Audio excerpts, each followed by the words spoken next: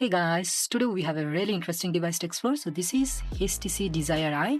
This was a camera-centric phone, so it got 13 megapixel front-facing camera and also 13 megapixel rear-facing camera, and both of them are pretty identical. So this is really cool phone actually.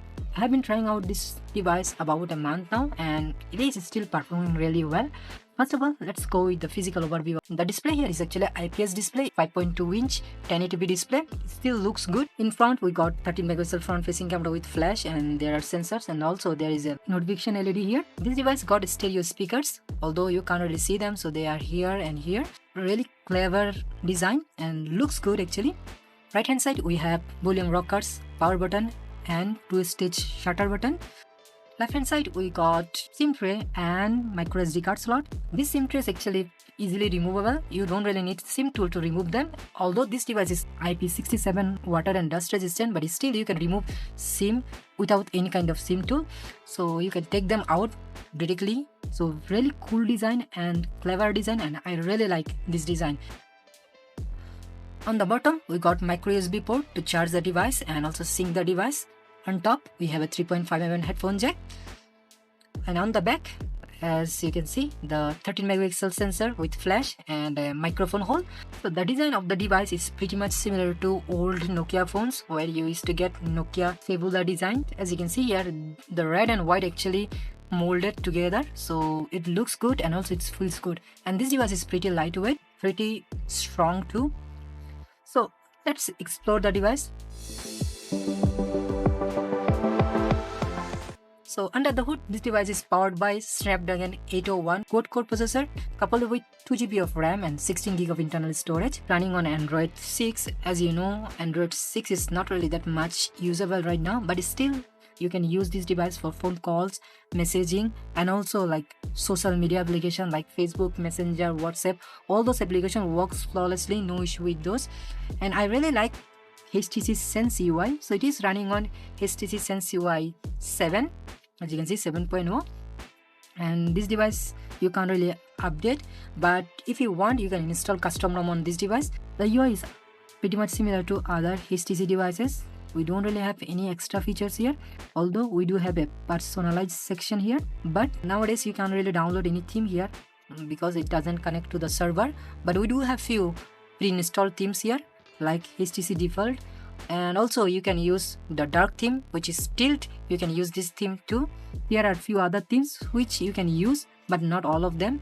So as you can see here, network error, we cannot use this one, but maybe we can use origami. So we can apply origami. These are few themes you can download, not all of them, but few of them which are pre-installed, you can use them.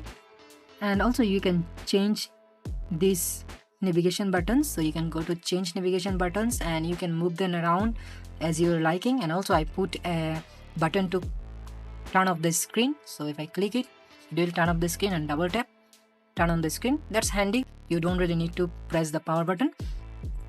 So that feature is also available. Rather than that, nothing much going on. It is pretty much similar. We do have HTC boom sound. When you are using earphones, you can turn it on or off. By default, it turns on. That's all what we are getting, nothing much. And the notification panel looks something like this, pretty much similar to Android 5.1 and 6, but similar to that, nothing much. You can't really do much here. And in terms of UI, the UI is still pretty smooth. It works and it looks good. The Sense UI is pretty beautiful. So let's talk about the main focus of this device, cameras. So we have camera application here, and as you can see here, camera application is pretty bare bone, nothing much. We can take picture with shutter button, and also we can use the on screen button here. In terms of option, camera option, we do have few option here. As you can see, ISO setting and white balance setting, these things. And also you can click here, we can take selfie and also camera. So that's all what we are getting. We are not getting any kind of manual camera option here. As you can see here, nothing going on. So this device can shoot up to 1080p 30 fps with both front and rear facing camera. And the front and rear facing camera, both of them actually works pretty much similar. And also if you want to install Gcam here, you can't install because Gcam doesn't work on Android 6 devices or HTC devices in general, so you cannot use Gcam here.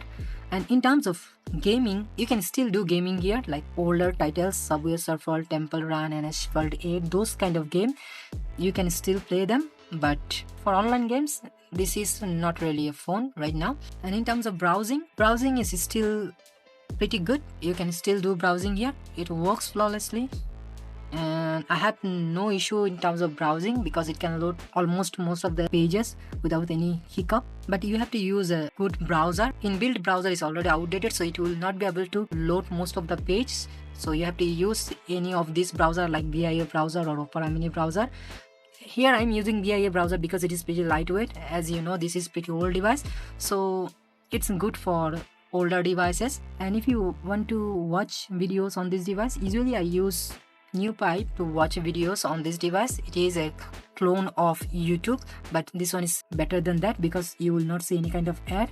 Also, you can download videos and also MP3. So this is a really cool application. But one issue with this app, you can't really log in your account. But rather than that, this one is one of the best YouTube client.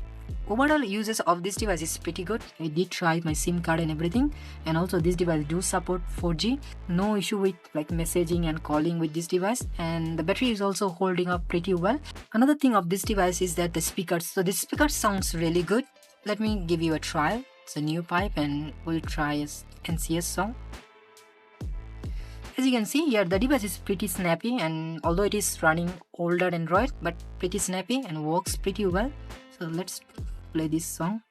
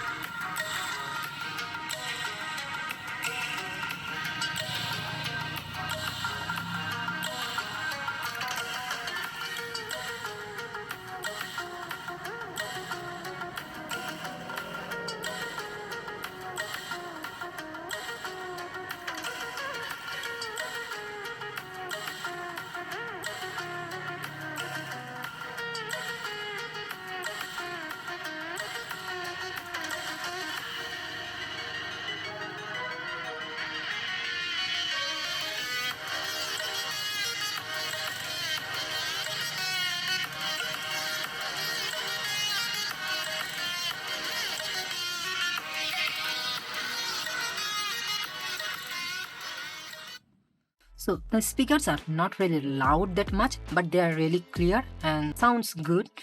So that's all what we are getting with this device. It is pretty much usable device. If you don't use any kind of bank application, don't play any kind of online games, this device is still usable as a primary device. So that's all about this device. Thank you very much for watching, and I will see you in the next one.